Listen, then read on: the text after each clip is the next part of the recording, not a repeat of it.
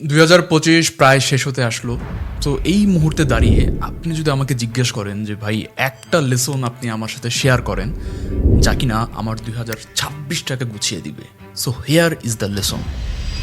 একটা লেসন যেটা আমি শিখেছি, বুঝেছি, অ্যাপ্লাই করেছি, তা হচ্ছে পারফেকশনিস্ট ইজ ইকুয়াল প্রোক্রাস্টিনেশন। দেখবেন আপনি 2025-এ অনেক প্ল্যান করেছেন, অনেক আইডিয়া চিন্তা করেছেন, বাট কোনো কিছুই ঠিকঠাক আপনি এক্সিকিউশন করতে পারেননি, কারণ আপনার মনের মধ্যে অলওয়েজ পারফেকশনিস্টের একটি ক্ষুধা ছিল যে আমি এটাকে খুব পারফেক্টলি এক্সিকিউট করব। ভাই পারফেক্ট বলতে দুনিয়াতে কিচ্ছু হয় না, আপনি এটা জাস্ট মাইন্ডের একটি ইলিউশন যে আপনি পারফেক্টলি কোনো কিছু নিয়ে আসবেন। এর কারণে কি হয়, দিন শেষে আপনার ওই বিষয়টা শুরুই করা হয় না, অর্থাৎ আপনি প্রোক্রাস্টিনেশনের লুপের মধ্যে আটকে যান।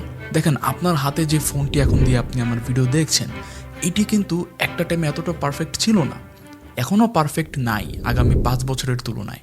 5 বছর পর এটার মধ্যে আরও ম্যাসিভ চেঞ্জেস চলে আসবে।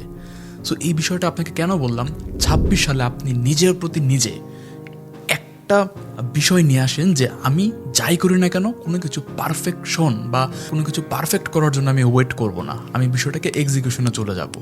একবার কাজটা শুরু করেন, দেন আপনি ডে বাই ডে রোলিং করে ওইটাকে পারফেক্ট করতে পারবেন। বাট পারফেকশনিস্ট যেই ক্ষুধা, এটার মধ্যে ভুগে যদি আপনি ভাই প্রোক্রাস্টিনেশন করা শুরু করেন, তাহলে আপনার চেয়ে বড় ফেইলিউর আর কেউ হবে না।